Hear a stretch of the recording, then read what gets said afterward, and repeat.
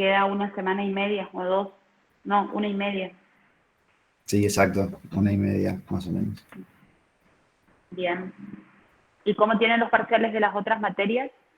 Ah, me dijeron que rinden después. Tienen una que es después. Claro, gestión es la primera. Sí, bien. ¿Y teoría terminaron de dar?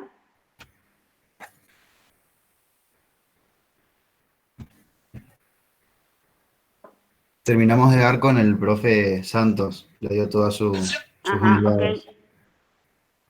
Bien. ¿Y entonces vieron ya todo lo que es indicadores, ratios, información financiera?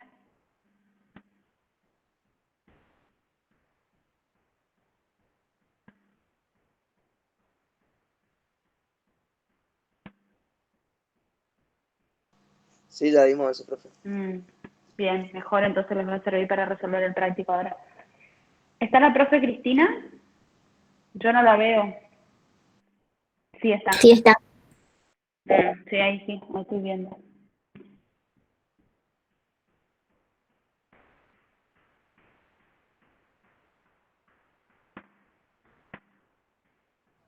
Hola chicos, hola Ali. Hola, ¿cómo estás? Bien.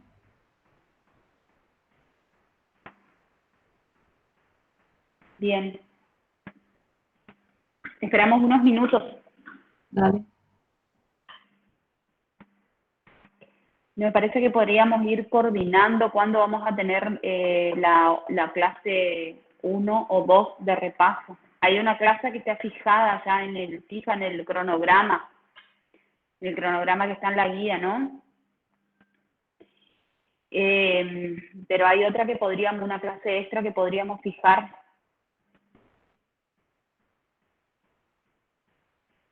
¿Qué les parece a ustedes, chicos? A ver, escriban en el chat. Profe, A ver, podría sí, ser, según el cronograma, está previsto para el miércoles 4 de noviembre una clase de repaso, ya que el día lunes claro. 2 no tenemos clase. Y podría Ajá. ser, si ustedes pueden, y los chicos están de acuerdo, el día viernes 6, El viernes 6 y el parcial es el lunes lunes, siguiente. lunes 9. Yo no tengo problema.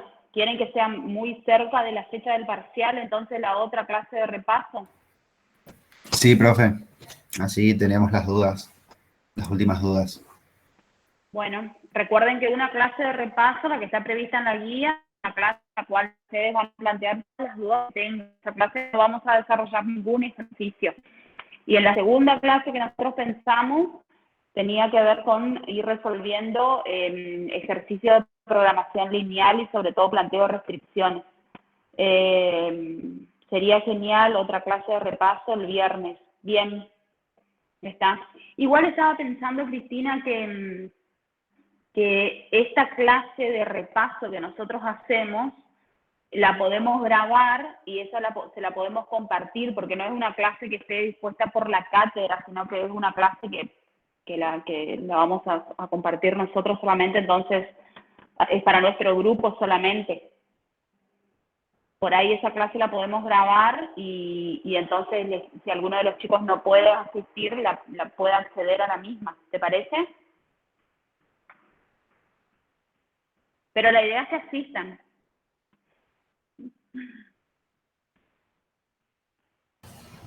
Sería súper bueno. ¿Te parece, Cristina? Porque no lo hablé con la profe Cristina todavía, no lo hablamos. Recién se me cortó internet, sí que no escuché, pero si es por la clase que venían comentando, cuando ustedes quieran, no hay problema. Cristina, los chicos están planteando el día viernes, pero lo que ¿Sabes? decía yo recién es el viernes próximo al parcial, el viernes 6, porque rinden el examen el lunes 9. Lo que decía es que como esta clase extra que vamos a dar nosotros está fuera, es extracurricular, está fuera del cronograma de la cátedra, podríamos grabarla y esa sí la podríamos compartir con los chicos por si alguno no puede asistir a la clase el viernes. Bueno. Sí, no hay problema. Bien. Otra cosa que les quería comentar es que Yo estoy haciendo un archivo Word con todos los ejercicios, porque la verdad es que la fotocopia, como les dije el otro día, es bastante difícil de leer y por los números y demás. Yo se los voy a compartir en el chat. Tengo 3 ejercicios relevados y lo interesante sería si hacemos un esfuerzo entre todos, porque la verdad que hacer clases extras para nosotros significa un esfuerzo, pero es un grato esfuerzo, porque en definitiva lo que estamos apuntando con la profe es que ustedes aprueben el parcial, y la aprobación del parcial tiene que ver con las prácticas exclusivamente y con ver la mayor cantidad posible de casos. Yo se los paso al Word y ustedes, si tienen algún ejercicio que agregar, lo escriben en ese Word y lo van subiendo al grupo de WhatsApp. Entonces a todos nos van quedando, es decir, el mismo Word lo van modificando y lo van subiendo al grupo. Solamente tiene que tener los ejercicios que vamos, el planteo de los ejercicios. ¿Me siguen en la idea? En vez de pasarnos fotocopias o fotos o parciales anteriores o lo que fuera, suben el planteo, no le va a llevar más de 5 minutos escribir lo que está escrito en otro formato que tengan ustedes, y nos va a simplificar muchísimo a la hora de resolver, sobre todo porque si no nos da el tiempo para resolver todo, vamos a buscar otra manera de resolverlo. ¿Les parece? Sí, profe. Perfecto. Sí, totalmente de acuerdo. Bueno, bien.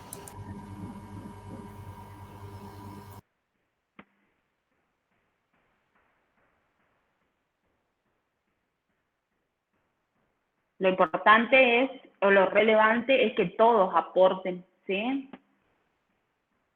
Porque todos nos vamos a ver beneficiados. Que todos escriban algún ejercicio, que lo tengan y que no lo hayan compartido por foto en el grupo y que lo quieran compartir. Yo ya relevé los 3 que me pasó el otro día, que pasó por foto Eugenia, creo que es la alumna que pasó. ¿Está Eugenia?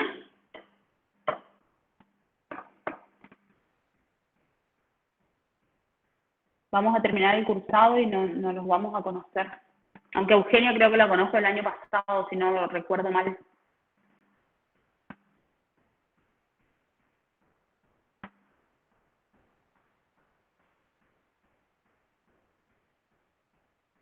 Profe, le hago una consulta.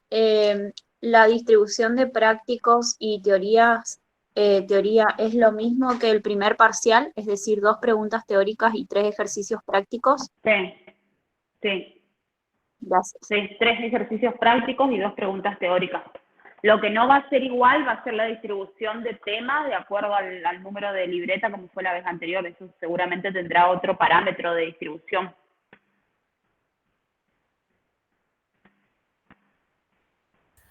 Profe, ¿y aproximadamente cuántos alumnos somos por cada comisión?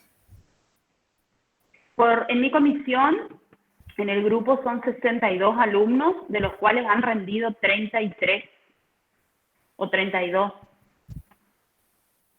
Por el hecho de que como ahora el MIT tiene un límite de 100 personas, no sé si vamos a poder rendir las 2 comisiones juntas. No, pero el MIT de la UNE también tiene límite. Ah, claro, si ustedes están dando teoría con los Sí, dos profes. por eso. Sí, pero va, no sé, creo que, no sé, no, en realidad no sé. ¿Por qué? Porque yo tengo 62. ¿Vos cuánto tenés en lista, Cristina? También tengo 62 o 63, pero a eso tenés que restar los que pierden, los chicos que no llegan a aprobar las materias que tienen para los condicionales, Puede ser, sí.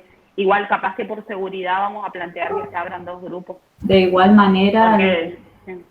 Pero lo que eran los condicionales era hasta el primer parcial, tengo entendido, ¿o no? No lo sé. Igual, ante la duda, como la lista es más de 50, la mía es más de 50, y creo que la tuya también, Cristina, seguramente se van a abrir 2 grupos. No podemos imaginar o jugar con que no vayan a presentarse todos y demás. Si la lista tiene 62 y no pueden ser más de 100, se van a habilitar 2 grupos seguramente. 2 aulas virtuales. Lo que está, otro punto era que tenemos que probar el tema de la asistencia que tome asistencia automáticamente en el aula virtual, el Google. Si ¿Puedes querés, probar, pruebo. Cristina? Pruebo ya si querés. Sí, ya pruebo. Dame 2 segundos. ¿Ya podés probar? Dale. Sí. Vamos a probar eso entonces la próxima vez. Ya no tenemos que... Bueno, si se abre un nuevo aula, yo voy a tener que crear administrar un aula, un nuevo grupo. Espera, presento y les muestro cómo es.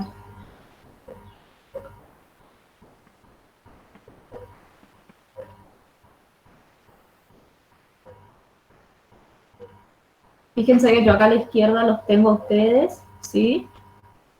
No, avísenme cuando se ve. ¿Se ve bien? Ahí lo estamos viendo. Sí. Fíjense que yo acá tengo las 81 personas y tengo un tildecito, ¿sí? Si yo aprieto acá y aprieto las personitas o aprieto el tilde, se me mueve. Eso es que está tomando la asistencia. Una vez que yo pasé lista, ¿sí? Yo puedo bajar el archivo.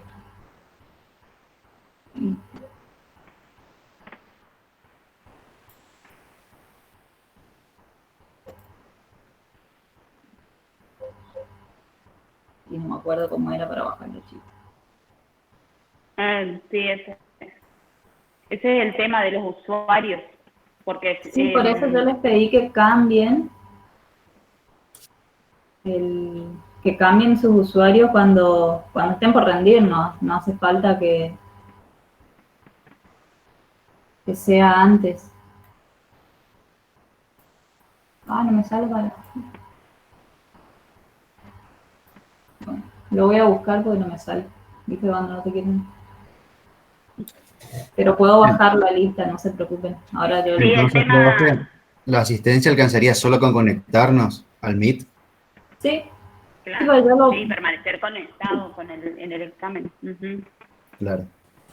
Profe, de abajo le aparece un signito como un clip. ¿No será ese el adjunto de la lista? No. Ese me da el detalle de la reunión nomás. No, acá abajo tiene la... Pero no me acuerdo ahora. Lo voy a mirar y la próxima clase les muestro. No hay problema. No sé si querés que empecemos, Alicia. Sí, empecemos. Y vamos a seguir probando el tema de la asistencia, porque incluso esa asistencia te la toma en función de tu lista, ¿o de qué lista? No, me toma todos los que están acá adentro, digamos. Después cuando me genera un Excel y yo lo bueno es que yo puedo tomar 3-4 veces asistencia y son 3-4 Excel distintos.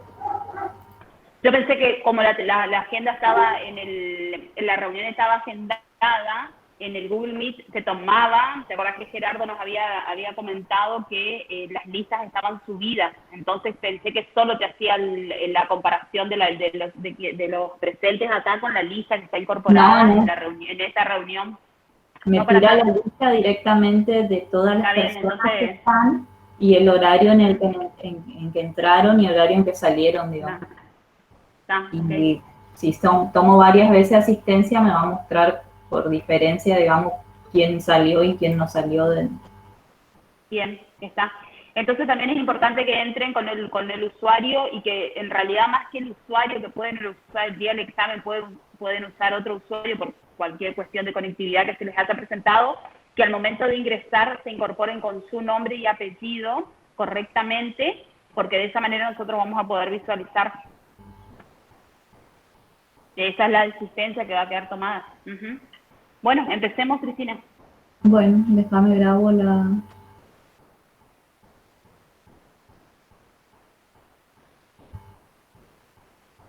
reunión y comparto.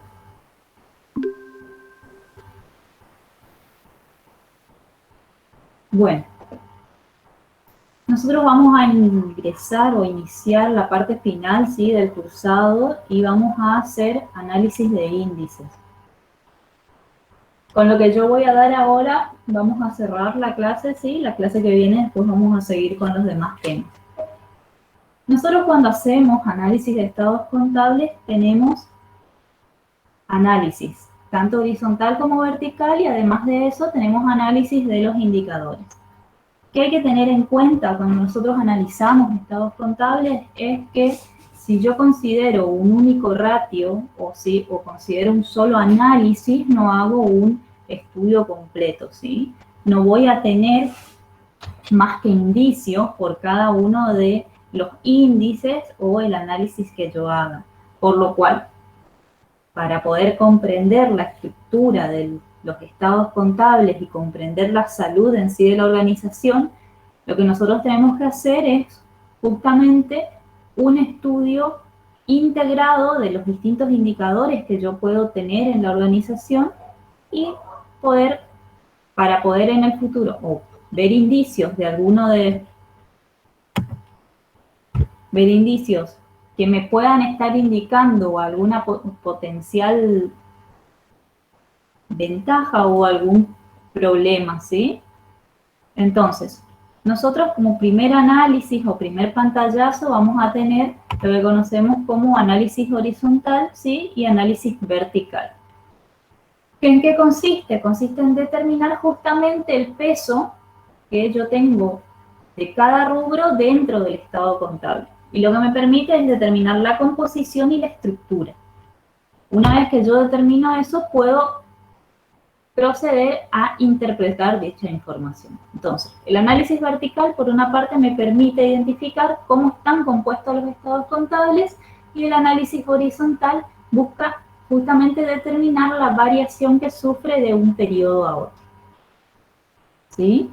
Nosotros tenemos un estado contable que nos da el planteo, y nosotros justamente lo que vamos a hacer es el análisis horizontal y el análisis vertical para ver si encontramos algún indicio dentro de los mismos o no. Entonces, cuando nosotros hacemos el análisis del estado patrimonial, vamos a tener que el análisis vertical, sí, dentro del activo, lo voy a hacer considerando justamente el activo total como base 100, ¿sí? Y voy a determinar el porcentaje de participación que tiene cada rubro dentro del total de este activo. Por ejemplo, el rubro caja y banco, si nosotros analizamos el año 3, el año 4 y el año 5, ¿sí? Podemos ver que pasa de un 2% a un 1,3%, ¿sí? Y después tenemos un 20,24%. Generalmente, si bien la cantidad de efectivo que yo tenga disponible va a depender de la industria en la que yo esté trabajando, por una parte, y la política, ¿sí?, de liquidez o de inversiones que yo tenga dentro de la organización.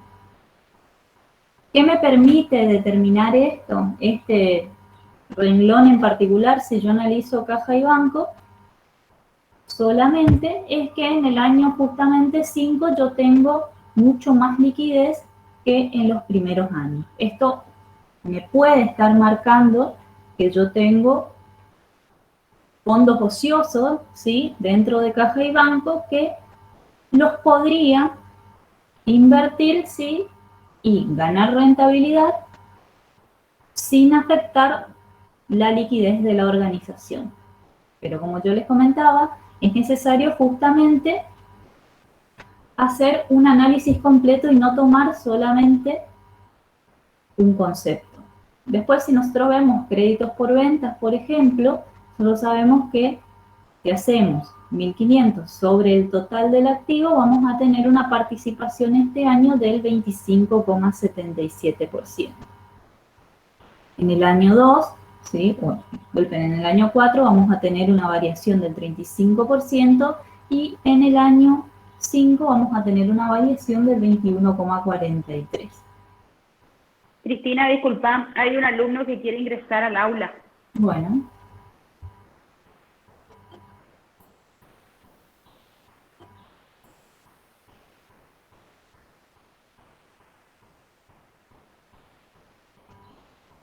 Seguimos. Créditos por venta, como le decía, nosotros podemos ir justamente marcando o teniendo en cuenta, ¿sí?, cuáles son los años en que varía más un rubro para poder después, más adelante, hacer un análisis pormenorizado o ir directamente al ratio o a créditos por ventas y ver qué pasó ese año que aumentó créditos por ventas, ¿sí? Puede ser que haya aumentado el nivel de ventas que yo tenía y por consecuencia aumenta el nivel de créditos por ventas, o puede ser que haya disminuido el nivel de ventas y se haya mantenido o haya incrementado los créditos por venta por un cambio en la política de la organización. Y así vamos avanzando. Fíjense que nosotros tenemos bienes de cambio, pasa de el 36,8 al 23 y al 19,5. Esto nos está indicando, obviamente, que la tenencia de bienes de cambio dentro de la organización en el transcurrir de los años ha disminuido. Si nosotros ahora pasamos, ¿sí?, a analizar la parte de activos no corrientes, ¿no?, podemos ver que las inversiones fueron creciendo, ¿sí?, aunque poco, y los bienes de uso se mantuvieron prácticamente constantes. ¿Qué implica que yo bienes de uso tenga un 30% o tenga un 80%? Esto va a depender justamente de qué área o en qué área se está desenvolviendo mi organización, ¿sí? Si nosotros tenemos una empresa que es intensiva en uso de maquinario, de bienes de capital, yo voy a tener una participación mucho mayor dentro del total de activos de mis bienes de uso, ¿sí? Fíjense que si yo, por ejemplo, estoy trabajando en una empresa de proveedora de servicios, como ser una consultora, ¿sí?, mis bienes de cambio van a ser muy escasos, ¿sí? Y lo que yo voy a tener acá es un ratio o un índice, ¿sí?, que a mí me va a representar poco dentro del activo. Si nosotros lo miramos sin considerar tanto el rubro en el cual se desempeña la empresa y sin considerar los otros aspectos que nosotros tenemos que tener en cuenta al momento de hacer un análisis de estado contable, podemos estar haciendo un análisis incorrecto de la situación. Ahora bien, el análisis horizontal lo que nosotros nos permite ver es justamente cuánto varió caja y bancos, por ejemplo, de un año a otro. Si esta se incrementó o disminuyó. Y voy a ir analizando por rubro. Fíjense que el análisis horizontal para el año 3 y 4, yo tengo que pasa de 120 a 100 y tengo una variación del 16,67%. Mientras que si yo hago el análisis horizontal del mismo rubro, para los periodos 4 y 5, yo tengo un incremento del 1.600%. Si bien el incremento porcentual parece excesivo, la variación real de caja y bancos no es tanta. Fíjense que pasa de 100 a 1.700. ¿Más o menos se va entendiendo lo que estamos analizando? Alicia, por favor, si querés interrumpir en algún momento. Cualquier aporte. No, está bien.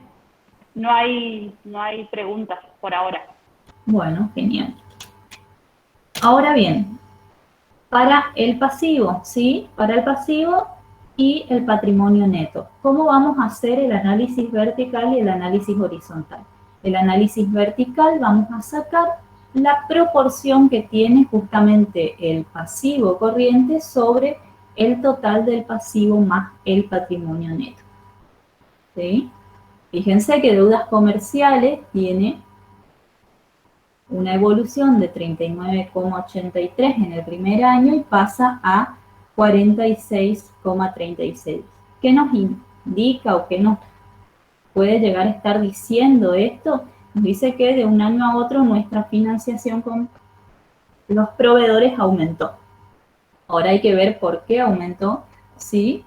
Y cómo está relacionado esto con las demás variables de la organización. Y que respecto del tercer año, del quinto año, disminuyó y volvió prácticamente a los niveles originales. Ahora bien, las deudas financieras. Fíjense que en el año 1, las deudas financieras son del 3,1 respecto. ¿Cómo saco este 3,1? Hago la participación, ¿no?, que representa estos 175 sobre el total del patrimonio más el pasivo. Y a mí me está indicando que yo tengo 3,1% sí en el año 1 de deuda financiera respecto de la estructura de financiación que yo tengo en la organización. Acuérdense que una organización se puede solventar tanto como con deuda propia como con deuda de terceros, ¿sí? Y aportes, obviamente. Ahora bien, si nosotros analizamos también deudas financieras, pero en el año 2, fíjense que la variación no es significativa, aunque nos está indicando que tiene una tendencia a incrementarse. Disculpen. Patrimonio neto. Fíjense que el patrimonio neto es los 33,27 sobre los 58,20 y me está indicando que el 57,16%, ¿qué representa? Representa que dentro de mi estructura de financiamiento yo me financio con recursos propios en un 57% en el año 1. Esto va variando, disminuye un poco en el año 2 y en el año 3 vuelve a recuperar. Entonces, vieron que únicamente esto nos da indicios o tendencias de si se mueve para un lado o se mueve para otro, pero no nos brinda mayor información respecto de las causas por cuales se producen esta variación. Y fíjense, en deudas comerciales, yo hago análisis horizontal, paso de un 50,99% a un 5,71%. Y así voy analizando. Una consulta, ¿cómo llegamos al 50,99? ¿Qué cálculo es el que tengo que hacer? Saco la variación en promedio de las deudas comerciales. Ah, en promedio, por eso era. Bien, perdón. Si quieren, yo después les paso un Excel de cómo está calculado esto para que les sea más fácil asociarlo. Si les parece. Sí, profesora, por favor. Genial. Bueno, si nosotros analizamos... Ahí vamos. Sí, vamos ¿Sí? a agregar algo más allá del Excel que es la fórmula de allá. Si podés volver al slide anterior, ese 50,99. Siempre que realicen análisis de tendencia, cualquier tendencia se determina en función del valor actual o el valor más reciente, en este caso de deudas comerciales, 3.500, sobre el valor anterior, en este caso 2.318, sobre el valor anterior. Esto lo habrán visto también en finanzas. En las fórmulas de tendencia o de variaciones interanuales, en este caso, se construyen siempre de la misma manera. El valor más reciente menos el valor anterior sobre el valor anterior. Para poder explicar de manera cuantitativa que lo que ha variado el pasivo es un 50,99%. ¿Respecto de qué? Siempre respecto del año anterior, por eso lo divido en la fórmula por el año anterior. Es decir, en este caso, ¿cómo se construye el valor? 3.500 menos 2.318 sobre 2.318. Eso permite hallar un valor de 50,99 y este 51% se analiza de la siguiente manera, o si ustedes quieren corroborar, lo tienen que hacer de la siguiente manera. Es siempre sobre el año respecto del año más antiguo. Entonces, 2.318 por el 0,51 nos da 1.182. Eso es lo que varió. Entonces, 1.182 más 2.318 tiene que dar 3.500. ¿Se comprendió cómo se interpreta el 50,99? Sí, lo que escribe Manuel es correcto. El 2.318 por el factor de actualización, que en este caso es el 50,99 por 1,5099, da el 3.500, ¿sí? Eso es cuando ante determinada situación hay que explicar qué significa 50,99, no es solamente poner la variación fue de 50,99, sino que significa que el 50, si creció un 50% respecto del 2.318, que era el valor actual, el valor anterior, para llegar a un valor de 3.500, ¿sí? Esa es la explicación. Disculpa, Cristina. No, por favor. Bueno, ahora, con esto nosotros tenemos lo que es análisis horizontal y vertical, y como decíamos, tenemos una noción general de cómo está nuestra organización, ¿sí? Y qué tendencia tiene. Para complementar este análisis y poder conocer un poco más el estado de nuestra organización, nosotros podemos ir al análisis de índices como una segunda herramienta, y dentro del análisis de índices tenemos análisis de índices estáticos o no. ¿Sí? Disculpen, me faltó esto. Bueno, vamos a terminar con del estado de resultados y después sí. Dentro del análisis vertical del estado de resultados, fíjense, nosotros tenemos año 1 y año 2, ¿sí? ¿Qué vamos a hacer? Vamos a tomar las ventas como el 100% y vamos a determinar en el análisis vertical cuánto representan cada uno de los distintos rubros respecto de este 100%. De esta manera nosotros determinamos qué porcentaje de las ventas sí se utilizan para cubrir estos costos. Y después tenemos el análisis horizontal, ¿sí? De un año a otro, y como bien decía Alicia, ¿qué nos va a representar? Justamente va a representar la variación, el incremento o el decremento que tiene el rubro de un año a otro, y si nosotros analizamos una serie un poco más larga, nos va a determinar la tendencia de crecimiento. Bueno, en el análisis de índices, nosotros tenemos como los índices más conocidos, ¿sí? El índice de liquidez corriente, el índice de liquidez corriente seca, como para comenzar con un análisis, ¿sí? ¿Qué finalidad tiene? Tiene por finalidad justamente detectar vestigios, me dice, que permitan seguir el rastro de la capacidad de pago de los compromisos asumidos en el corto plazo. ¿Qué me dice esto?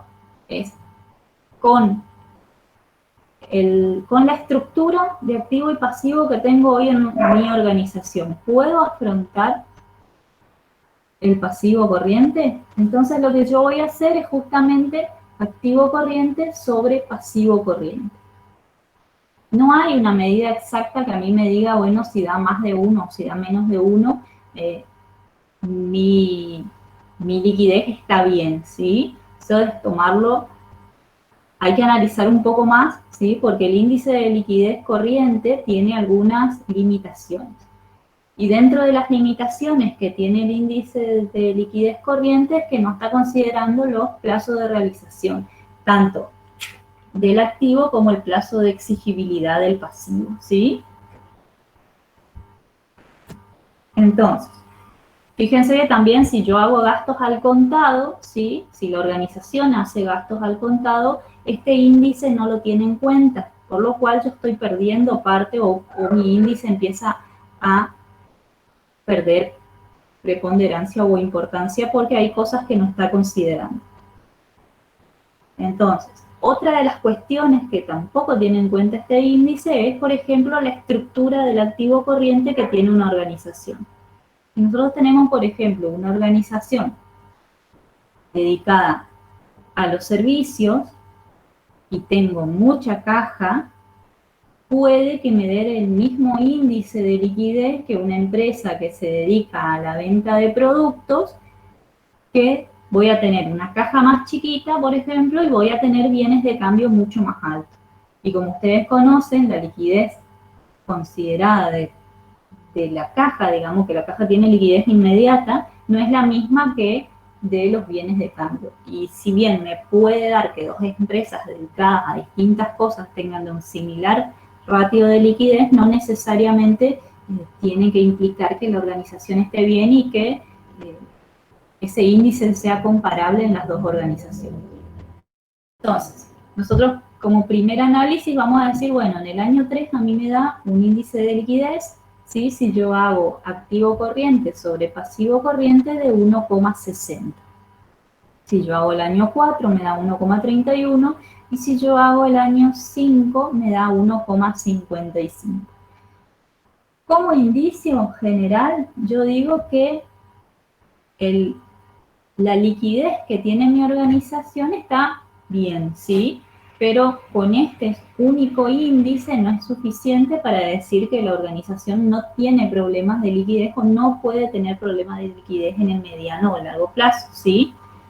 Entonces, fíjense, ¿qué me indica este índice? Me indica cuántos pesos tiene la organización en bienes y derechos, ¿sí? Sí, cuántos pesos del activo corriente yo tengo para poder enfrentar un peso del pasivo corriente. Ahora, si yo quiero hacer un poco más estricto el análisis, ¿sí? Pasamos al índice de liquidez seca. ¿Qué es lo que yo hago cuando calculo el índice de liquidez seca? Le resto los bienes de cambio, ¿sí? ¿Y qué implica? Fíjense que al restarle los bienes de cambio, ¿sí? De realización media, digamos, nuestro índice de liquidez baja considerablemente. En los primeros 2 años y en el primer año baja, pero no tanto. ¿Qué me indica acá? Que si yo tuviera solamente activos líquidos para hacer frente al pasivo, yo cada un peso de pasivo que tengo que afrontar, tengo 70 centavos de activo para hacer frente. Vieron que se va completando un poquito más el análisis y que el índice de liquidez corrientes, en comparación con el índice de liquidez seca, por ahí pierde un poquito de significancia. Igual hay que considerarlo y hay que considerarlo en su conjunto, no solamente estos dos índices, sino tratar de hacer un análisis integral de la organización, porque no necesariamente este índice me tiene que estar diciendo la salud de la organización. Bien, dentro de los otros indicadores que vamos a estudiar en esta clase, sí, vamos a tener la rotación de los bienes de cambio, ¿sí? O la rotación de los bienes de cambio y la antigüedad promedio de los bienes de cambio. ¿Qué me indica la rotación de los bienes de cambio? ¿Sí? A mí me está indicando cuántas veces en el año o en el ciclo de la organización yo realizo la totalidad de mi inventario de bienes de cambio. Fíjense que yo hago, para obtener la rotación de bienes de cambio, hago costo de venta sobre la existencia promedio. Y me da un índice de rotación en el año 4 de 8,21 y en el año 5 me da de 15,29. Si yo analizo únicamente el índice de rotación de bienes de cambio, a mí no me dice mucho. A mí me dice que yo en el año vendo la totalidad de mis bienes de cambio 8 veces y que el año próximo logré vender 15 veces. O sea, yo dupliqué la capacidad de rotación de los bienes de cambio. Ahora bien, si yo calculo la antigüedad promedio de los bienes de cambio, voy a tener un mejor indicio. Entonces, fíjense que si yo hago la antigüedad de los bienes de cambio a 365 días sobre el índice de rotación, a mí me da en el año 4, 44,48 y en el año 5 me da 23,87. Fíjense que si nosotros analizamos los dos juntos, podemos ver que, si nosotros analizamos la antigüedad de los bienes de cambio para el año 4, yo tengo que cada 44 días y medio yo vendo la totalidad de mi inventario. Mientras que en el año 5, ¿sí? Yo vendo cada 23 días la totalidad de mi inventario. Y esto es lo que a mí me permite tener mayor rotación. Otra pregunta, profesora. ¿Cómo llego a la existencia promedio? Haces existencia inicial de bienes de cambio más existencia final sobre 12. Vos mirás el estado contable ¿sí? Para el año 4, la existencia inicial de bienes de cambio va a ser bienes de cambio. Y la existencia final de bienes de cambio va a ser la del año 3, ¿sí? Si tenés a mano ahí el balance. Al revés, profe. Sí, disculpa. Al revés, profe, porque la inicial del año 4 sería la que quedó del año anterior. Cristina, ahí Emanuel pregunta si la existencia promedio sería la cantidad mensual que mantengo de inventario. Emanuel, no es una cantidad que tenga una asignación temporal, porque es la cantidad en promedio que se mantiene durante todo el año. Es decir, como si fuera, el análisis que se hace es como que cada día del año mantiene un promedio, una existencia de 1950. Por eso toma los extremos, el inicio y el cierre. ¿Sí? Entonces, ese es el inventario promedio. No se puede decir que es el inventario que tenga de un mes, es el inventario promedio que tiene durante todo el año. ¿Sí? Es como que si el análisis que se hace es cada día cierra la empresa con un inventario de 1900, bueno, ahora se me fue el dato, con un inventario de 1950, a ver, sí, con un inventario promedio 1950. Por ello, ese valor de inventario es el que se tiene en cuenta en el índice de rotación y por eso llegamos a una antigüedad promedio en bienes de cambio referida a días.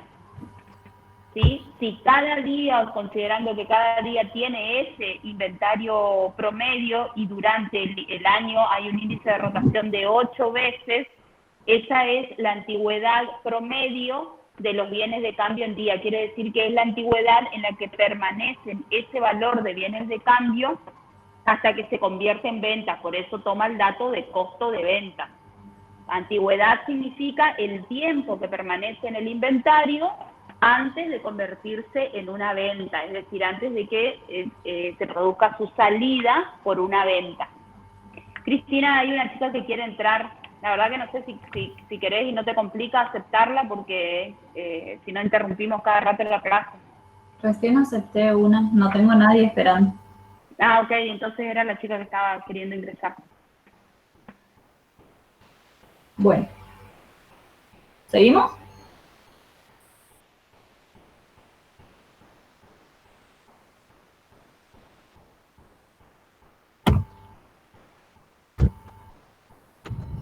Gabriela indica si podés repetir el cálculo, Cristina. Supongo que del índice de rotación y de la antigüedad promedio. Bueno, para el índice de rotación nosotros vamos a hacer costo de venta, sí, sobre existencia promedio. ¿Cómo vamos a calcular la existencia promedio? Vamos a hacer la existencia inicial de bienes de cambio más la existencia final de bienes de cambio sobre 2. Y en el caso de la antigüedad promedio de los bienes de cambio, vamos a hacer justamente los 365 días del año sobre el índice de rotación que yo calculé previamente. Y esto nos indica, sí, los 44,48 días indica justamente cuánto tarda en promedio en realizarse un ciclo total de rotación de los bienes de cambio. Fíjense que son conceptos complementarios, ¿sí? A medida que aumenta la rotación, disminuye la antigüedad de los bienes de cambio y en la medida que disminuye la rotación, sí, aumenta la antigüedad. Que es lo que se ve acá. En este caso, la antigüedad es mayor porque el índice de rotación es menor, es decir, yo vendo menos veces en el año la totalidad de mi inventario, y en este caso, al aumentar la rotación, al sacar más rápido la mercadería de la organización, yo disminuyo, mi antigüedad promedio de los bienes de cambio. Ahora bien, nosotros podemos hacer también un índice de rotación de créditos por venta. Nosotros vamos a hacer ventas a crédito, sí, sobre la existencia promedio de cuentas por cobrar. Fíjense que en este caso el ejercicio en particular establece que las ventas son la totalidad a crédito.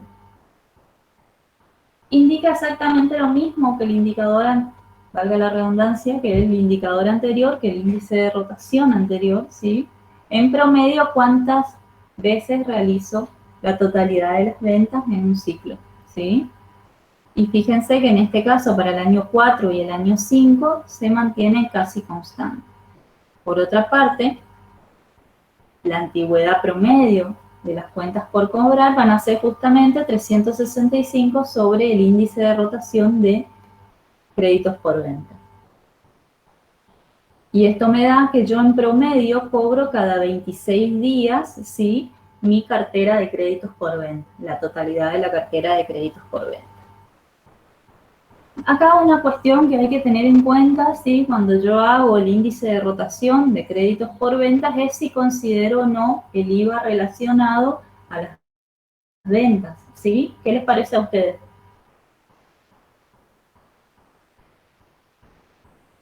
Y no tenés que, ¿no? Ah, cobrar.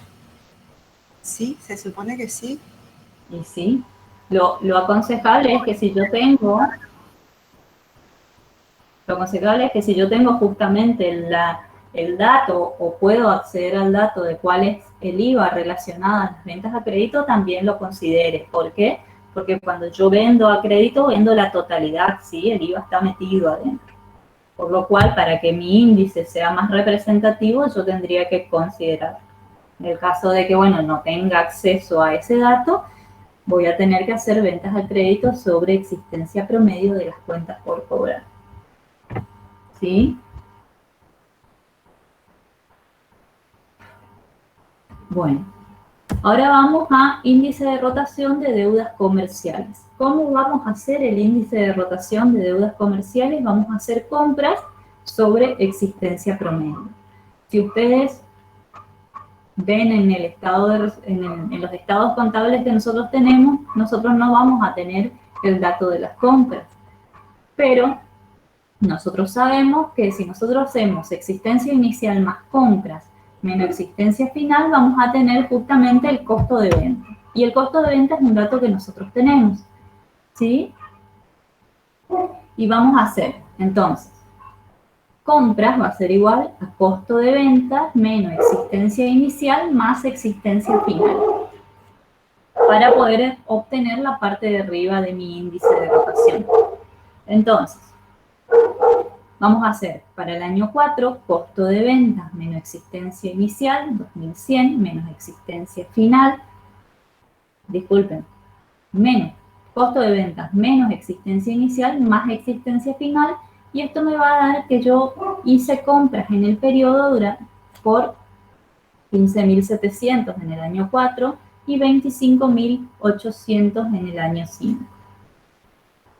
Y me da un índice de rotación, fíjense que va a ser compras sobre la existencia promedio de 5,40 y de 7,59.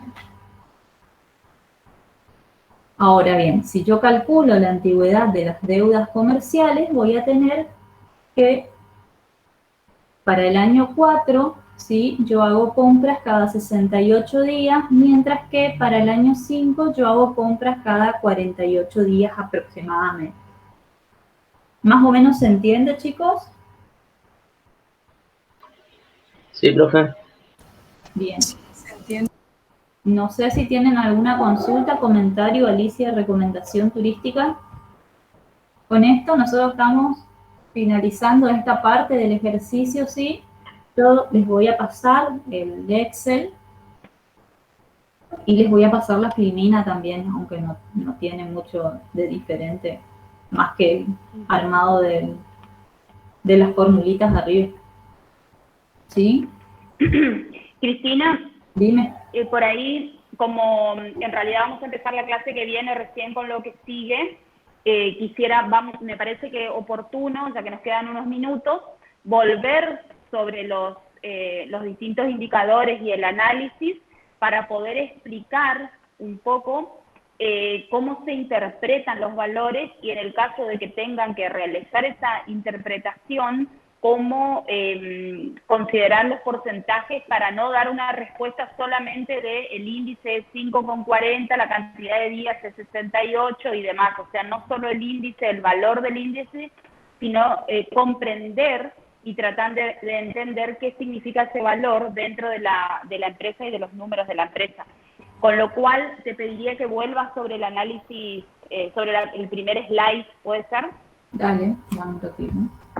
Y sería oportuno también que ustedes, chicos que ya vieron este tema en teoría, según me comentaron hoy, ya lo vieron, se lo terminaron, hagan las preguntas que consideren necesarias para poder llegar a una mejor comprensión de este análisis.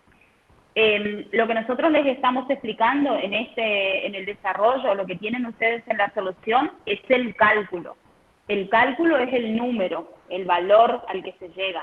El análisis de los estados contables y la interpretación de esos números tiene otro significado. Significa contextualizar, analizar, explicar, buscar causas y buscar los análisis de variación de esos valores.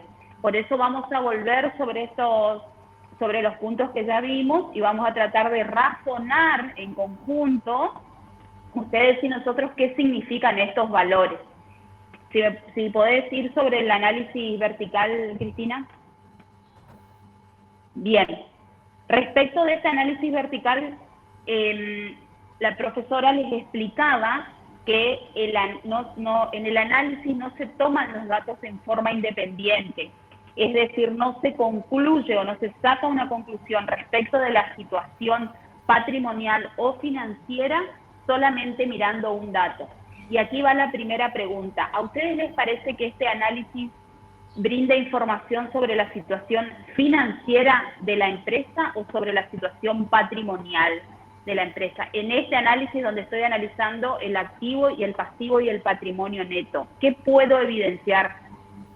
¿Qué análisis o qué variables estoy considerando? ¿Puedo hacer un análisis financiero al respecto? No, solamente patrimonial. Estático. Exactamente, el análisis, exactamente. Entonces eso es importante también, no solo en el parcial, sino cuando ustedes vayan a rendir el final. El análisis de índices solamente permite el análisis de una foto. Esto que vemos acá es una foto. Cuando uno quiere analizar la situación financiera de la empresa, lo que tiene que analizar es el flujo de fondos, porque ese flujo de fondos es el que permite determinar los ingresos y egresos financieros y en consecuencia sacar conclusiones. ¿Sí? Entonces, primer punto, lo que vemos acá es un análisis de indicadores solamente de la situación patrimonial, una foto de la empresa. Como les decía también la profesora, esta foto o estos porcentajes que vamos a analizar se contextualizan y varían, depende del tipo de empresa. Del análisis de situación, del análisis de indicadores del estado de situación patrimonial, uno no puede concluir si la situación de la empresa es favorable o desfavorable, correcta o incorrecta, si es mejor o peor que otra. Miremos incluso dentro de la misma empresa. Esa empresa, por ejemplo, en el año 2003, tuvo un índice en el análisis vertical de un activo corriente del 63%, y el año siguiente 60%, y el año siguiente 60,71%. A través de este análisis uno no puede concluir que esta es la situación ideal de la empresa, es decir, no puede sacar conclusiones indicando si esto es favorable o no. La profe Cristina cuando analizó les dijo, por ejemplo, caja y bancos. Pasó de 120 a 100 y luego a 1700. A través del análisis uno no puede determinar si es lo más conveniente para la empresa o no. ¿Por qué? Porque siempre las variaciones que se produzcan dentro del patrimonio tienen que ver detrás con una política de decisión de la empresa. La política de caja y bancos determinó que en un año tengan valores mínimos y en otros años se hayan incrementado. La política de créditos por ventas de la empresa hizo que este valor de créditos haya ido incrementando en los años. ¿Qué significa? Que hay detrás como política, si la línea de créditos por venta vamos viendo que fue incrementando. Fíjense que pasó del 25 al 35 y luego bajó al 21%. ¿Qué hay detrás de esa línea de créditos por ventas o qué política hay detrás que hace variar este valor? ¿Qué les parece a ustedes? Una política expansiva. Aumento del periodo medio de cobranza, puede ser. Política de liberación o de restricción.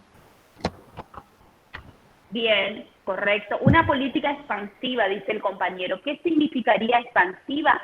Que el ente, todas las respuestas que ustedes están dando son correctas. Las 3 respuestas son correctas. Fíjense por eso la importancia de analizar el número, porque da lugar a diferentes interpretaciones. Primera respuesta del compañero dijo, la empresa tuvo una política expansiva. Quiere decir que tendríamos que mirar si realmente incrementó su valor de ventas. ¿Podemos ir al estado de resultados, Cristina, por favor? Miremos a ver si esto de política expansiva, fíjense que efectivamente aumentó las ventas de 29.000 a 31.000. Ahora bien, volvamos al otro estado. Política expansiva, esto lo podemos corroborar, entonces nosotros podemos decir que el incremento de los créditos por ventas tiene que ver con una decisión de incremento de ventas, aunque en realidad, fíjense que en el estado de resultados estamos tomando un valor de ventas del año X4 y X5, ¿no? Sí. ¿Sí? Fíjense, X4 vendió 29.000 y el X5 vendió 31.000. ¿Incrementó la venta? Sí, efectivamente. Ahora miremos la cartera de créditos en el estado de situación patrimonial. Pasó de 2.700 a 1.800. Entonces, esta respuesta que teníamos de que era por una cuestión de ventas expansivas, ¿le parece que en este caso justifica el incremento de créditos por venta?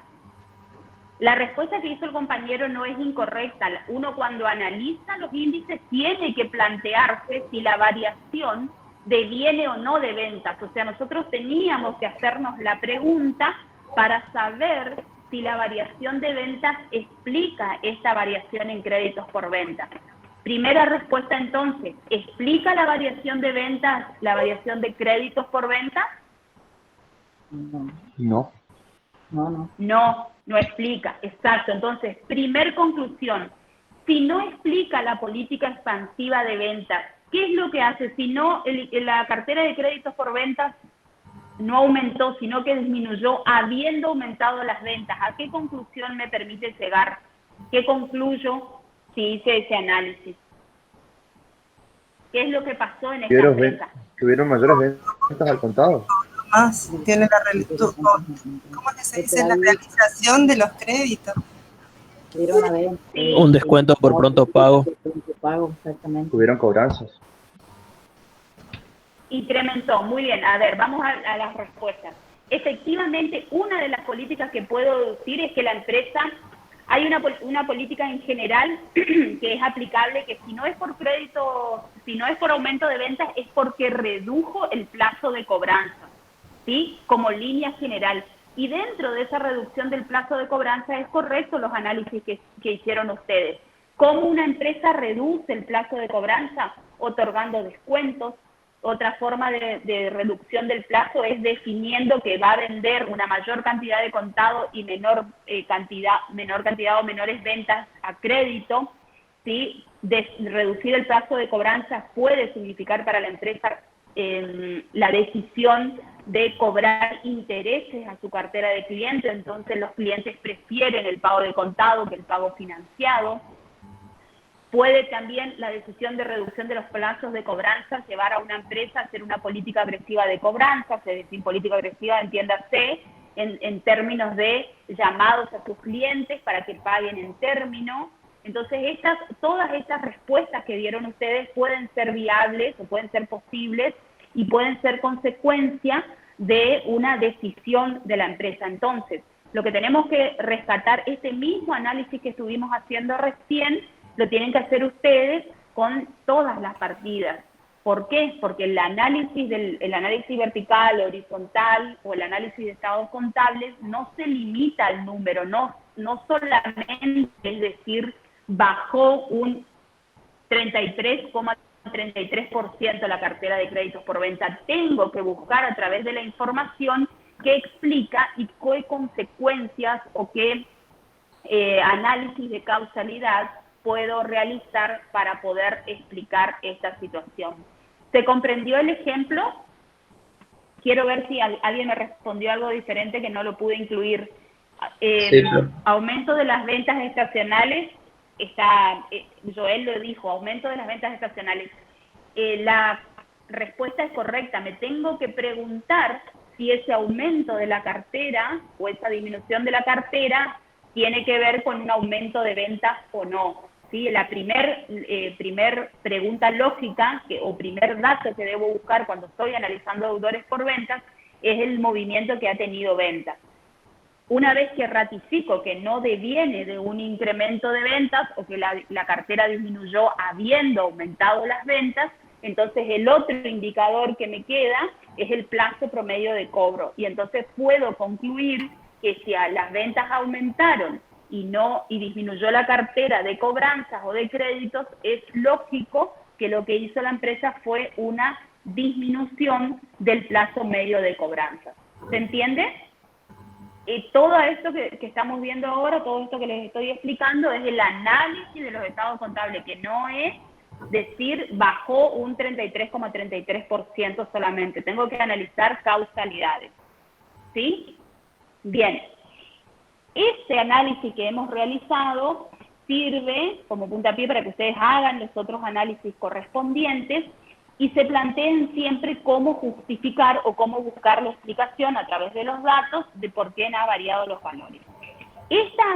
Esta definición de si han aumentado o han bajado en el análisis de situación patrimonial, les vuelvo a decir, no es indicativo de que esto es un escenario favorable o desfavorable para la empresa. Todo tiene que ver con las políticas que ha decidido la empresa. El otro rubro es el de bienes de cambio. Fíjense que bienes de cambio pasó de 2100 a 1800 y luego a una tenencia de 1600, una existencia final de bienes de cambio. ¿Qué hay detrás del valor de bienes de cambio o qué políticas puede haber detrás de las existencias finales? Allí tendrá que ver si han aumentado las compras, si han aumentado las ventas y qué definiciones de política de reposición tiene la empresa. Es decir, cuánto decide mantener en inventario. Eso se acuerdan incluso que nosotros lo habíamos estudiado desde los otros ejercicios. Habíamos visto cuál es el inventario o las distintas formas o las distintas políticas de inventario que puede tener la empresa. Eso lo vieron en teoría lo tienen a eso específicamente. ¿Cuáles son las políticas? El inventario decreciente ante política de producción creciente o decreciente ante ventas. ¿Cómo responde el inventario respecto de la política de ventas? También tenemos dentro del activo no corriente inversiones, bienes de uso. Vamos a concentrarnos ahora, quisiera que miremos un poquito la parte de pasivos. Vamos a analizar algunas de las líneas de pasivos. Bien, fíjense, en la línea de pasivos, tomemos por ejemplo deudas financieras. Deudas financieras ha pasado de 175, es decir, de tener una relación respecto del pasivo más patrimonio, que por igualdad patrimonial ustedes saben que pasivo más patrimonio es igual a activo. En definitiva, lo que podemos deducir es que el activo que tiene el ente está financiado en un 3,01% por deudas financieras. ¿A qué llamamos deudas financieras? A las deudas de largo plazo. Es decir, son aquellas que no están dentro del año, que no vencen dentro del año siguiente. Tienen un periodo y tienen de vencimiento mayor y tienen que ver con préstamos bancarios o préstamos de entidades. No son las deudas comerciales. Las deudas comerciales son aquellas que la empresa mantiene con sus proveedores, cuyo plazo de pago es menor al año, que puede ser 30, 60 o 90 días. Bien, fíjense qué ha pasado con deudas financieras. Deudas financieras se ha incrementado significativamente. En el segundo año ha tenido una variación del 80%. ¿Por qué? Porque pasó de 175 a 320, o sea, casi duplica el valor de deudas financieras. Y luego a 500, es decir, incrementa un 56%. Este primer análisis permite o establece o nos permite deducir que la empresa ha ido incorporando deuda de largo plazo como forma de financiarse. Esta situación de incorporación de deuda, que en el estado de situación patrimonial no puedo indicar si es favorable o no. Mirando esto no puedo decir esta empresa tiene una política correcta respecto a sus deudas financieras o una política incorrecta. Para poder linkear esto, para poder vincular las deudas financieras, tengo que mirar, y ahora te pido, Cristina, por favor, el estado de resultados, para ver ¿El estado de qué se imaginan de resultados. Bien, ¿qué se imaginan que voy a ver en el estado de resultados si estoy tratando de analizar deudas financieras? ¿Por qué busco el estado de resultados? Resultados financieros. Exactamente, porque voy a mirar los resultados financieros. Y estos resultados financieros, ¿qué me están permitiendo inferir? Fíjense que pasó de 500 en el año 4 a 700 en el año 5, ¿sí? Es decir, que tuvieron un incremento de 40%. Los intereses financieros tuvieron un incremento del 40%. Ahora bien, ¿cuánto incrementó la deuda financiera? Vamos de vuelta al cuadro de situación patrimonial. Fíjense, la deuda incrementó un 56%. ¿Qué me permite, qué deducción obtengo a través de esto? ¿Qué les parece a ustedes? Les vuelvo a repetir. Si miro la línea de resultados, los resultados financieros o los intereses que pagó la empresa se incrementaron en un 40%. Y la deuda financiera, que es la deuda que genera esos intereses, se incrementó en un 56%. ¿Qué me permite deducir esto? Y que en definitiva es el análisis de esto de los estados contables. No es solamente decir que la deuda incrementó un 56%. ¿Qué me permite deducir? ¿Qué les parece? Que la empresa se financia en su totalidad en un 56% mayor de la mitad, digamos, por deuda financiera. Sí, y si lo miro con los intereses, hagan ese razonamiento. Los intereses incrementaron el 40% y la deuda el 56%. ¿Qué les parece? ¿Que bajó la tasa de interés? Exacto, que bajó la tasa de interés, o en su caso podría ser que bajó el plazo promedio, el plazo de pago, porque al ser no corriente puede ser, seguro va a ser más de un año, pero puede ser 2, 3 años o 4, o bien puede ser 2 años solamente. Entonces, ¿es correcto ese análisis efectuado? Ese es el verdadero análisis de los estados contables. Yo puedo ver que esta empresa, en términos de resultados, ha tomado una decisión eficiente. ¿Por qué? Porque analizando los costos financieros que paga, ha bajado su tasa de interés, porque ha aumentado la deuda en un 56% y los intereses solamente en un 40%. En contraposición, vamos a hacer el caso extremo.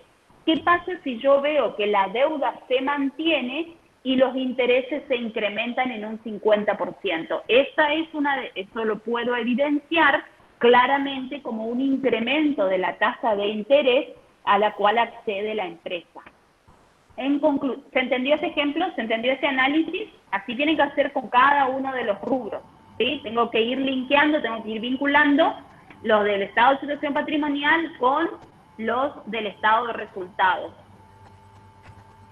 Ahora bien, esto que planteaba la profe, donde decía que no hay que mirar el índice solamente como valor, como cantidad, no solo mirar el 56% que se incrementó, sino que analizarlo en su conjunto, y tiene además que ver la estructura financiera de la empresa. Cambian mucho las estructuras financieras de empresas de servicio, de empresas de retail o de compra-venta. o empresas que son como en un banco, seguramente ustedes lo que van a ver es, si miran un balance o los estados contables de un banco, van a ver carteras importantes de inversiones, de cuentas por cobrar, y seguramente en la línea de bienes de uso tendrá una participación de solamente necesaria de los bienes de uso para la explotación de la actividad. No así en una fábrica donde los bienes de uso van a cobrar una relevancia mayor que en una entidad financiera. Entonces, ese ejemplo entre un banco y una fábrica, lo que quisiera que quedara claro o resaltado es que no hay una estructura óptima. Depende cómo la empresa hace rendir a sus activos y sus pasivos. De manera que no hay una situación ideal en la cual se pueda indicar que tener el 50% de deuda financiera es positivo, o que tener el 40% de inventarios es positivo, o que tener el 10% en caja y bancos es la situación óptima. Ahora bien, eso es para el estado de situación patrimonial. Vamos a analizar para el estado de resultados. Antes de pasar al análisis del estado de resultados, voy a responderle a Cintia, que dice, o sea, ¿baja la tasa de interés o se reduce plazo de pago? Sería el análisis. Efectivamente, sí. La baja de la tasa de interés haría que ante igual periodo de pago los intereses bajaran. ¿Se entiende? ¿Por qué baja la tasa de interés o por qué bajan los intereses? Si mantuviera el periodo de pago y pago menos intereses en valores nominales, es porque bajó la tasa. Es decir, si yo debía 100 al inicio y debía 100 al cierre, y los intereses pasaron de 40 a 30, lo que pasó es que bajó la tasa. Y otra de las cuestiones que hacen bajar los resultados financieros es el plazo, porque obviamente las tasas o los intereses se aplican a mayor plazo, mayor, aún con igual tasa de interés, mayor plazo necesariamente conlleva mayores intereses. ¿Se entendió, Cintia?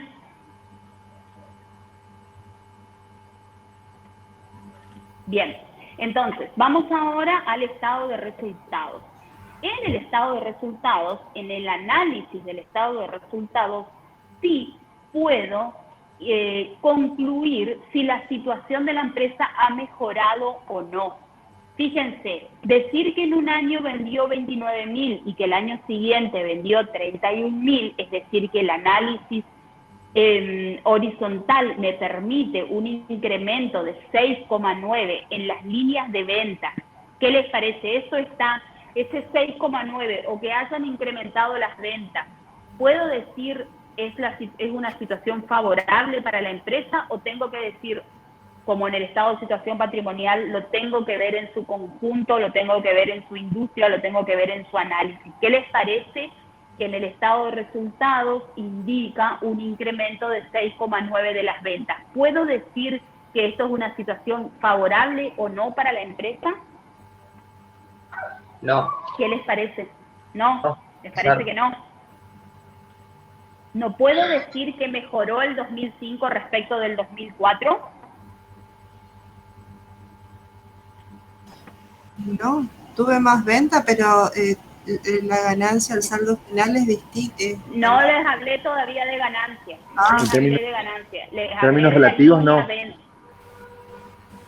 ¿Por qué en términos relativos no?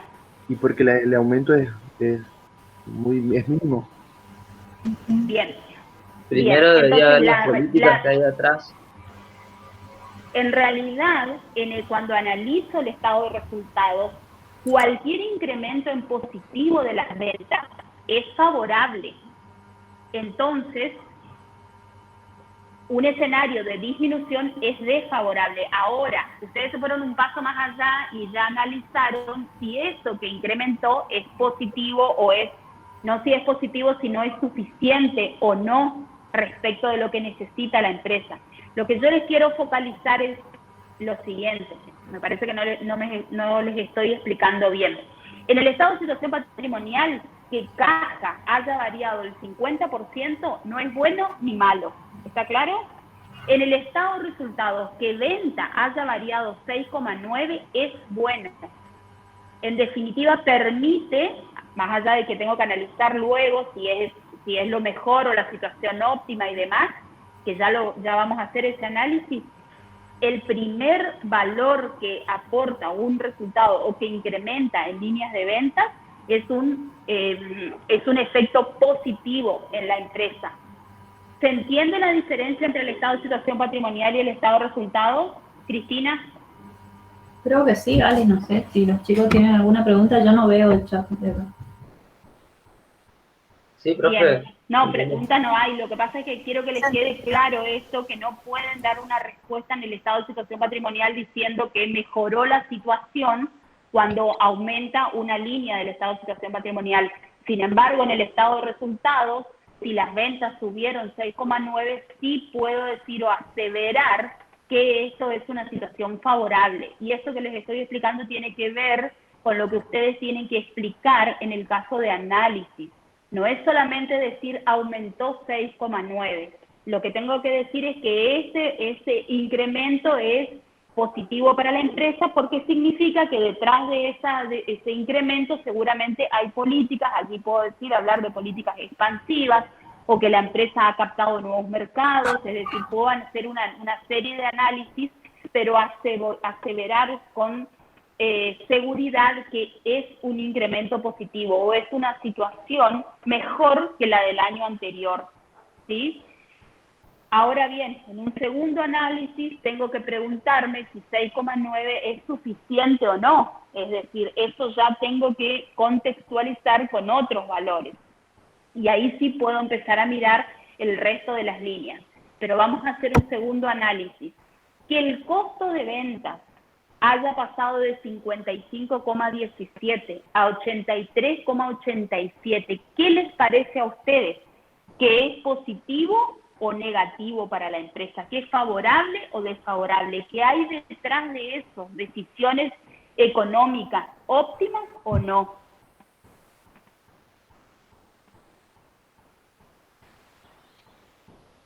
Y en ese caso tendríamos que analizar si hubo compras de bienes de cambio o bien si aumentó el costo de las mercaderías compradas.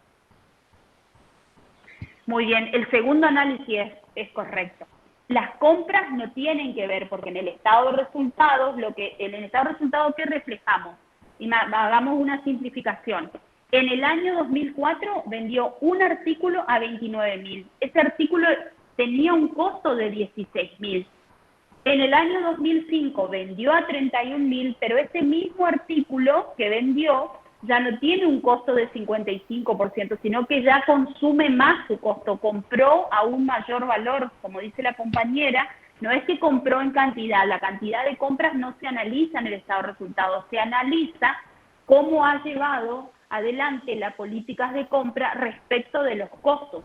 Obviamente, en este caso sí podemos aseverar que durante el año 2004 tuvo una política de costos, es decir, una eficiencia en sus costos de ventas mejor que en el año 2005. ¿Por qué? Porque de cada peso que vendió en el año 2004, el 55% o 0,55 centavos de cada peso vendido, 0,55 era costo. En cambio, en el año 2005, de cada peso vendido, 0,83 era costo. Se entiende que en este estado de resultados sí podemos llevar a una deducción de que la situación no ha mejorado en cuanto a costo de ventas para la empresa. Sí, sí. Aumentaron los costos. Bien. ¿Qué les parece entonces si analizamos los gastos de comercialización? A ver, ¿qué me pueden decir respecto de los gastos de comercialización? ¿Ha tenido una política de optimización de los gastos de comercialización o no respecto un año del otro? Sí, disminuyeron. Sí. 69% disminuyó un montón. O sea que sí, tuvo una política... No se la escucha, profe. Yo me silencié. Fíjense que sí disminuyeron 69%. ¿Y qué más puedo evidenciar a través del análisis vertical? ¿Qué significa que disminuyeron 69%? A ver, con el análisis que habíamos hecho anteriormente, ¿qué significa 69% de qué? ¿Del valor de venta? No, de gastos relacionados a la venta. Disminuyó con respecto al ejercicio anterior, un 69,23. Exacto. El 69,23 es cuánto bajó respecto del ejercicio anterior. ¿Sí? Y hasta ahí puedo indicar que hay una decisión de bajar gastos, que en consecuencia siempre es positiva. Pero ¿qué más me permite ver el análisis vertical? No solo que bajó respecto del año anterior, sino que qué más ocurrió con respecto a los gastos de comercialización.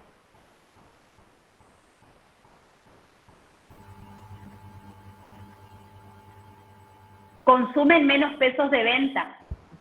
Antes, o en el año 2004, por cada peso de venta había 22 centavos en gastos de comercialización.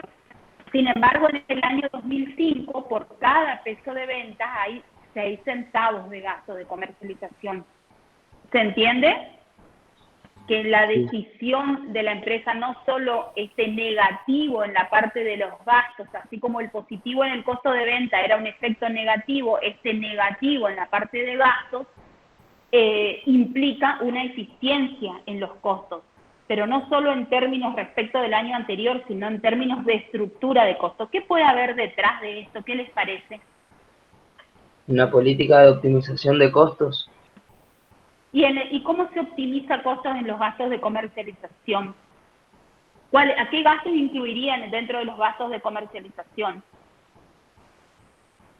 Comisiones, por ejemplo. Perfecto, comisiones, exacto. ¿Qué significaría eso entonces si miráramos comisiones y decimos, bueno, los gastos de comercialización correspondían a, vamos a simplificar el análisis y decir que correspondían a gastos de comisiones? ¿Qué significaría? ¿Qué pasó con las comisiones? Fíjense que ¿qué pasó con las ventas? Las ventas aumentaron y las comisiones, cuando se pagan a los vendedores, son porcentajes de las ventas. Entonces, ¿qué me está indicando esta disminución en los gastos de comercialización? Un cambio en la modalidad de venta. Negro. ¿Qué? Que aumentaron un poco, no me di cuenta que, las ventas. no me di cuenta que aprendí. Aumentaron un poco las ventas y por eso aumentaron un poco las comisiones. Un cambio en la modalidad de ventas. No, estaba porque pagando las comisiones, bajaron las comisiones. Claro, el porcentaje de comisiones bajó. Se empezó a vender por internet. ¿Por qué? Exacto, eso es una política perfecta, es una política que puede tener la empresa. O puede ser que en los primeros años, como forma de entrar al mercado, por ejemplo, que el año 2004 tuvo que pagar más altas comisiones para poder hacer su red de comercialización o para gestionar su red. Y en el año 2005, habiendo ya tenido mercado, baja la política de comisiones de venta o baja el mix de ventas entre ventas con comisión y ventas sin comisión, ¿sí? O ventas con una comisión disminuida. ¿Se entiende? Ese es el análisis que permite. Vamos a suponer que esas eran comisiones. Vamos a hacer otro supuesto porque otra de las compañeras planteó flete, por ejemplo. Vamos a hacer la simplificación. Los gastos de comercialización eran flete. ¿Qué significa que hayan pasado del 22% al 6,45%? ¿Qué podría significar? Y que las ventas se hicieron en el local, digamos que no hubo envío. Hubieron envíos. Muy bien, eso pueden ser los fletes correspondientes a los gastos de traslado del local o del depósito al cliente. Porque no tercerizaron el servicio, que se hacen cargo de ellos. Bien, en ese caso podría ser que el hacerse cargo signifique menores costos, ¿sí? Porque en definitiva el hacerse cargo tiene costos, ¿sí? Lo van a tener que hacer con una flota, van a tener empleados o choferes de esa flota, van a tener gastos de combustible, pero la eficiencia, como dice la compañera, puede estar en que antes lo tenía tercerizado y ahora lo hace con flete propio, ¿sí? Y había otro, cuando uno de los compañeros dijo, bueno, ahora no disminuyeron los envíos, ¿qué puede estar pasando también? Hay empresas que cuando quieren captar mercados, estos envíos los realizan en forma gratuita, y cuando tienen un mercado captado, cartera de clientes ya definen cobrar los envíos. O incluso hay empresas que hasta determinada distancia de su local comercial no los cobra y después de determinada cantidad de distancia o de kilómetros empieza a cobrarle. Eso hubiese significado un recupero y en consecuencia una disminución de los gastos de comercialización, ¿sí? Fíjense, un proveedor más cerca, también, perfecto, ese es el otro enfoque. El proveedor más cerca, los gastos en los que nos focalizamos recién o los fletes en los que pensamos recién, son los fletes que la empresa realiza para acercar los bienes desde su local a sus clientes. Exactamente, son los fletes de los bienes vendidos. La compañera, con muy buen criterio, también dice puede optimizar los fletes de las compras. La empresa puede haber cambiado su política de compras o haberse tenido que abastecer hasta el año 2004 con una determinada empresa, una determinada distribuidora, una determinada fábrica, que tenía una localización más alejada de donde está actualmente o donde está actualmente la empresa. Entonces, una reducción en términos de fletes que tienen que ver con los fletes de adquisición o los fletes de compras cuando quedan a cargo del comprador o a cargo de la empresa. Puede también, en este caso, haber dejado de pagar esa terciarización y hacerse cargo y hacer frente a los fletes desde su proveedor hasta la empresa con una flota propia. Puede haber cambiado el medio de transporte, ¿sí? Nosotros por ahí pensamos en el transporte terrestre, pero hay también, cuando se realizan importaciones, hay una parte del transporte que puede ser fluvial, es decir, pueden evidentemente, cualquiera de los supuestos que hagamos respecto de los gastos de comercialización, excepto que tengamos más información, nos van a llevar a que la empresa de alguna manera tomó decisiones que les permiten optimizar estos gastos de comercialización. A ver qué me están escribiendo. Que la empresa haya sido beneficiaria de un subsidio al Estado de combustible. Perfecto, muy buena idea. María Belén, perfecto. Sí. Incluso fíjense que actualmente, por la definición del aislamiento social preventivo obligatorio, consecuencia de la pandemia y demás, no sé si ustedes habrán escuchado que el Estado Nacional otorga a las empresas subsidios para el pago de sus empleados. Esos subsidios hacen disminuir los costos y eso podría verse desde los gastos de comercialización, en los de administración o incluso en el costo de venta, si es que en el costo de venta tenemos gastos que tienen que ver con el personal que trabaja en los inventarios o que trabaja en los depósitos y demás. Toda aquella eficiencia que logre en los costos o subsidios que logre van a tener incidencia en los costos. Incluso fíjense que, no sé si habrán escuchado que el gobierno nacional propuso préstamos a tasa subsidiada o préstamos a tasa cero. Eso haría una eficiencia en términos de resultados financieros, porque la empresa tomaría un endeudamiento cuya tasa está subsidiada y haría que esos intereses, si lo compara con años anteriores, tenga un menor impacto, aun cuando la deuda fuera la misma. El hecho de bajar los intereses hace bajar los resultados financieros.